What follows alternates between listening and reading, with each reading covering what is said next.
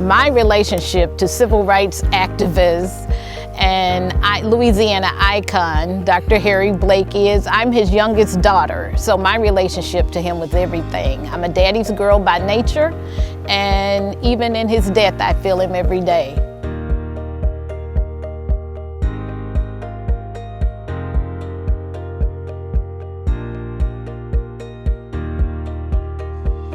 Unfortunately, I didn't learn he was COVID positive until the day after he died. A letter came from the CDC confirming that he was COVID positive. We were told by his physicians that he had bronchitis, and so we were having him treated for bronchitis, although we knew he was exposed by attending the Louisiana First Jurisdiction meeting of the Church of God in Christ Conference, which was held here in Shreveport.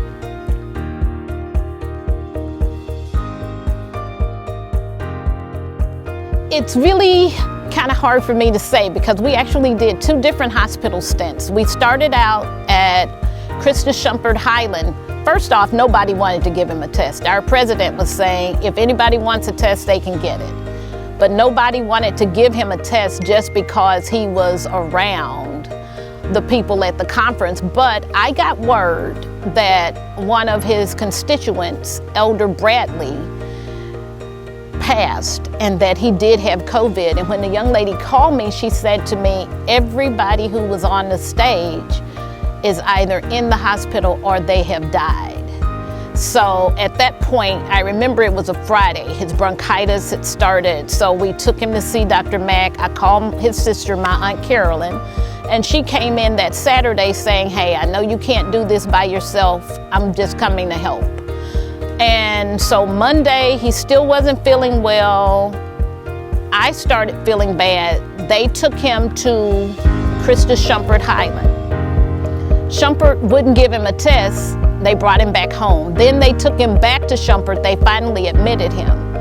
But after staying in Shumpert for the 3 days he stayed, he said that was the closest to hell he had ever been in his life, and if he had to go back, he would rather die. And I don't know if that's because the staff didn't know what they were dealing with, but he said to us he was in that room for 3 days. Nobody checked on him. I would even call the nurses station and ask, so how is his prognosis? Well, ma'am, doesn't he have a cell phone? Just call him in his room.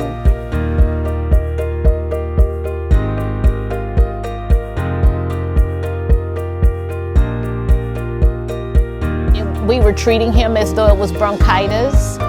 Then once we told them that the person he was at the worship with passed of COVID, then they did the test. But they had already sent him home. So fast forward, I had been in the bed running a fever of 103.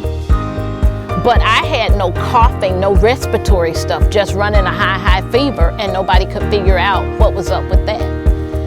I look at it now, I did lose my sense of taste. I had 3 tests, but they swear I was never positive. But I was feeling so bad, I went back to see my primary care physician, and the ambulance was next door picking my father up. And that would be the last time I would see him.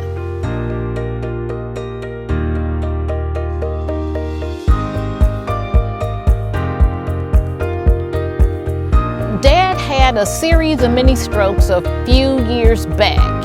So he had the side effects from that. He was on Synthroid because they zapped his, God, what is it called? They had to do, he was hyper at one point, then it went to hypo, and they overzapped. So he had to be on Synthroid for whatever, I can't think. I'm having, I guess, COVID brain. But they had him on some medicines as the result of that stroke, the mini strokes.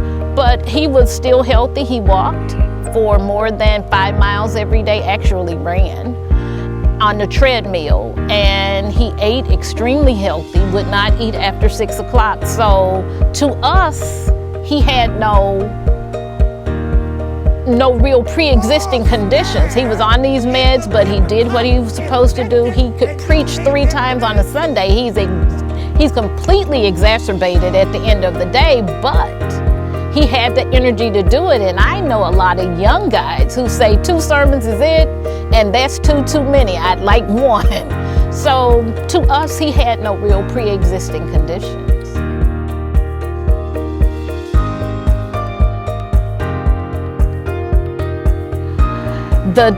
For me, I want to say I probably missed out on the real stress of it all because I was sick at the same time. We ended up finding out that I have thin base membrane kidney disease, and I was diagnosed with that, and they told me it's incurable and it's hereditary. Well, once both of your parents die, how do you know where you got that? I know my mom had some kidney issues, but it was never anything we really talked about. So unfortunately, I missed out on the real stressors. But I think it was really stressful for my brother, who stepped in along with my Aunt Carol. And unfortunately, this was on the heels of, we lost my dad's youngest brother February 28th. And so we went into March really trying to find our lives again, and then COVID struck. So between my oldest brother Harry, my Aunt Carol, and my husband, who was trying to manage what was going on at the funeral home day in and day out, the doctors have told him, stay away from me because they're not sure why I'm running this 103 temp. But he was going between both houses to check on Dad every day. Hey, Aunt Carol, do you have enough food? What do y'all need? We need water, we need this. So the stress was real for my family members who had to step up and do the things that normally I would do. And I was feeling even worse because here my dad was at his sickest and I wasn't able. That was the first time that I was not able to physically be there. But knowing that I had the fever, I didn't want to give him anything, not knowing at that point that he was actually COVID positive.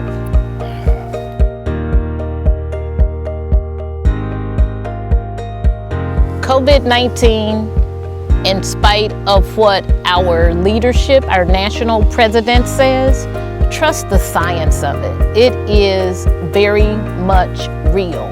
And I have to say, honestly, it was fast moving. Perhaps the 13th or 14th of March was when everything started, but by April 8th, my father was gone. And we kind of, as his kids, we fixed it in our minds that Dartars couldn't kill him, the police shooting, the beating, the person shooting into the car as he was driving on the country road headed home, and God fixed it that he leaned down to adjust the radio and the bullet didn't hit him but lodged in the lining of his coat. So we had already framed how the testimony would look, and of all of the things that had happened, being shot in Alexandria by a hitchhiker, and then COVID comes out, I want to term it more or less a silent killer because you don't see it. There were so many people are asymptomatic, so you don't know you have it. I'm a strong proponent of a mask, and so I do encourage you, follow the science. I do believe it worked for my husband because he was between both houses, and to date, thank God, he hasn't contracted anything. And then at the funeral home, where we were doing on average 40 bodies a week, he managed to stay safe. Mask up, wash your hands, trust the science. And I trust that we will find a cure for COVID.